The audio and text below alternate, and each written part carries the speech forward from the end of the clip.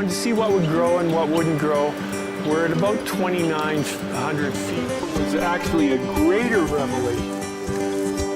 Somehow I think our Father has a purpose in all of this. One of his purposes is to keep us in the Word. But what we're trying to show people is that they can actually do this. And I know they can because we're doing it.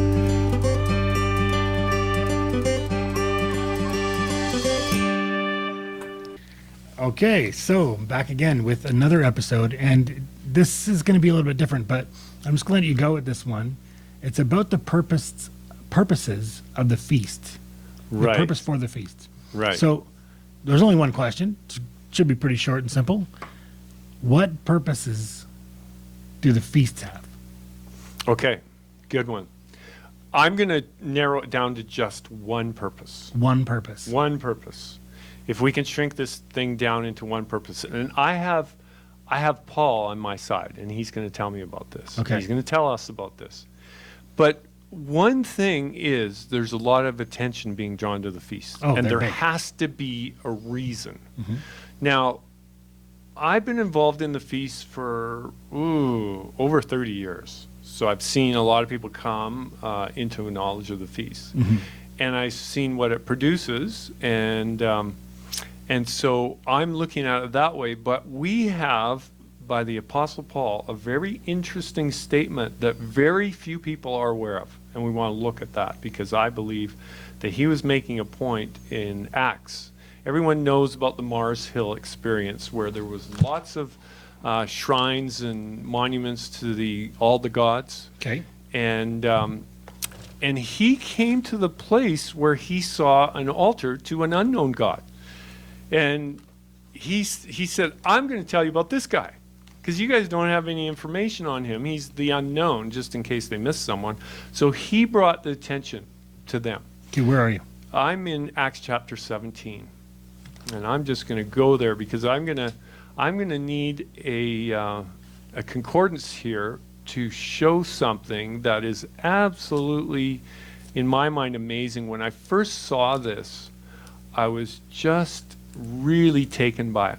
So here we have Paul on Mars Hill, and he's looking at all of this stuff. And as Paul would do, he would chat with people that were there, and he called some attention to this God, this unknown God.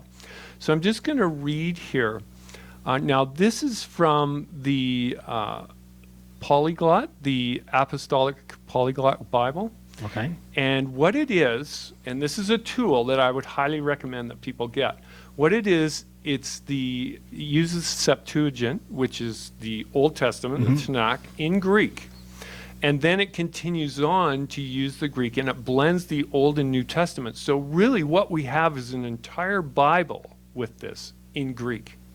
This is an amazing tool because now if we can use this, and I'm not going to say it's 100%, but there is no Bible translation that's 100%.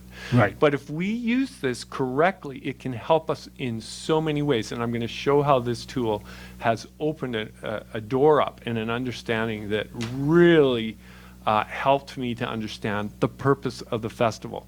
Okay. So let's look at this right here in Acts chapter 17, and it's verse 26. And I'm going to read from this Polyglot Bible, Acts 17:26. And he made of one blood every nation of men to dwell upon all the face of the earth. So Paul's taking us back to the creation of the world. So let's get the context. Right. He's taking us right back to the creation. He says, having confirmed, and this is what we need to look at, having confirmed beforehand. What does your translation say, Al? And has determined their pre-appointed times. Okay, now, if I was to ask someone, and I've asked, what does that mean? They have no clue what it means. Predetermined appointed times? Like, nobody knows what that means. Now, look at this. Very interesting here. It says, having confirmed or established beforehand. This is before the creation of the world. Right. Okay? Before the creation of the world, it says he established times. What in the world is that all about? Is that a 24-hour clock? What's that talking about? But if we look at the word, look at the Greek word, very interesting word here. It's 2540. It says, an occasion that is a set or proper time, opportunity, season. Now, this is very interesting when we start looking at the feast. So Paul is saying here. Is it the same word? Sorry. Is it the same word used for the feast? Okay, well, just a minute. This is the neatest part about this. Let's go to Acts chapter 1, verse 6 and 7. Let's just read that now. Most people that have been keeping the feast are starting to recognize something. They're a prophetic answer to where we are in time. They're a prophetic answer to when Yeshua came the first time. Amen. The fulfillments of what he did during the prophetic calendar. He was the Passover lamb. He died at exactly the right moment. He rose at the right time. He poured out his spirit on the right time. So us at the end of the age are looking for a fulfillment at these appointed times. And so we're looking at this calendar as a fulfillment because this is the track record of the festival. So they're prophetic in nature. So the apostles understood this, and we can see this through what Yeshua says in Acts. This is just before he was ascending to heaven, going to be gone. He's been gone for 2,000 years. These are his last words to his disciples. Therefore, Acts 1, verse 6 and 7.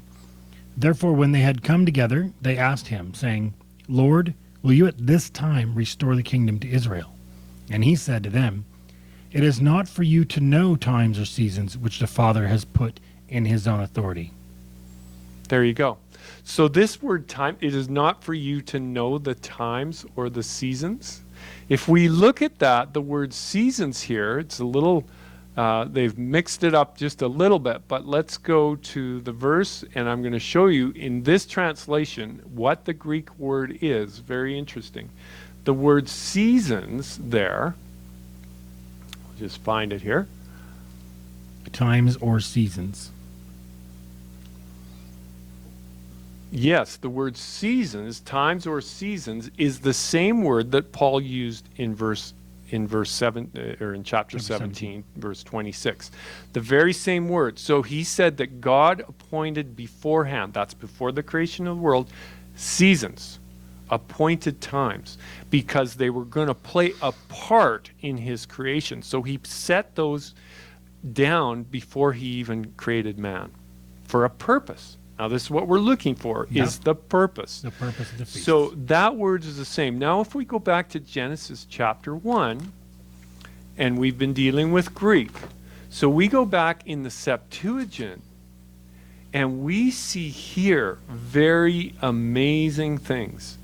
It tells us in verse 14, and God said, let there be light, luminaries in the firmament of the heaven, to give light upon the earth, to part between the day and between the night. And let them be for signs and for seasons, or times, and for days and years. This word times, let them be for times.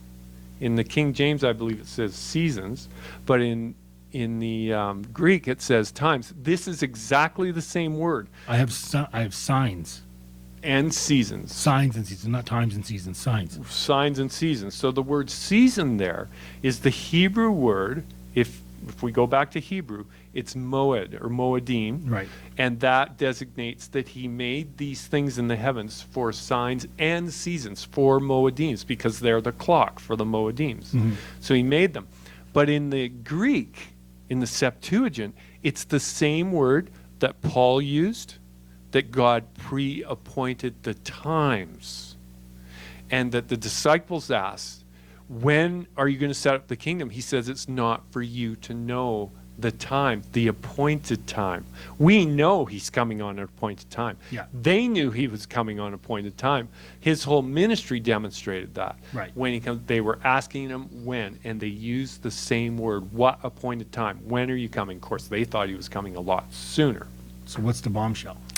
The bombshell, we got to go back to Acts chapter 17. So let's go back to there. Acts chapter 17, verse 26. And he made of one flesh every nation of men to dwell upon the face of the earth, having confirmed beforehand the times and boundaries of their dwelling, to seek the Lord, if then perhaps they might grope after him, that they might find him, though indeed not far from one, each of us being. This, Paul just said, that this unknown God pre-appointed times, festivals, that we might find him. Mm-hmm. That is shrinking what Paul knew about the festivals so that we could have a relationship with him. Now, so many people are talking about, the festivals are just about works, just about works. Isn't it amazing that Satan has flipped this thing right on its head? The festivals, according to the Apostle Paul, was so that we could know God. The main purpose for the festivals is so that we will develop a relationship with the festival giver. Wow. Is it any surprise that Satan has tried to destroy the festivals and bury them beneath all of the rubble of tradition? That would be my target if I was him. If they're so that we can know him, this is life eternal, that they may know you, the only true God, and Yeshua, the Messiah, whom thou hast sent. If the festivals are an avenue to know God, you want to believe that the enemy would destroy them. And all the major events happen on festivals. You go back all the way to Eden. Exactly. And everything. Exactly. Check. And at every single turn, his character was being demonstrated, and he was known. All the way to the point where Yeshua died on the cross. The whole thing was just perfect, according to the festival calendar. Let me ask That's amazing. Let me ask you a question. Anyone that's married, if you don't have special times with your wife, how's your relationship going to be? Cold. God has given us special times that he has promised he would be with us. If we ignore those times, our relationship with him will not be as good as it could be. Amen. What a beautiful answer to the question, what is the purpose of the feasts? That we know God. That's amazing. Well, stay tuned for more. Unless there's more you want to say. No, that's good. That's beautiful. Thank you so much for sharing that. I'd never looked at it that way. Okay. Awesome. So stay tuned for more from Camp to Mead and Present Truth. Goodbye for now.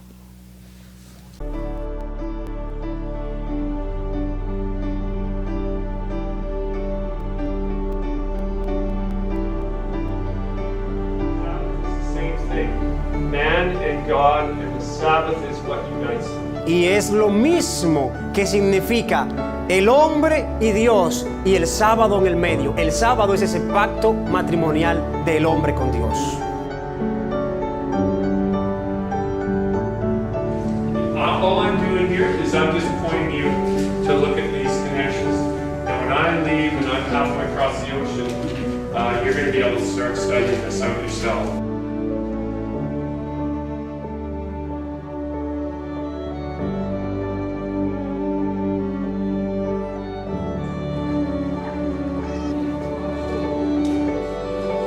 So we can't miss these parallels. So we have to study for ourselves. Our first study group, and they just told us what they were interested in, and that's what we did. So, and you got a handful of Daniel and Revelation again, but that is exactly what they were after. They want to know what all that stuff meant for us today.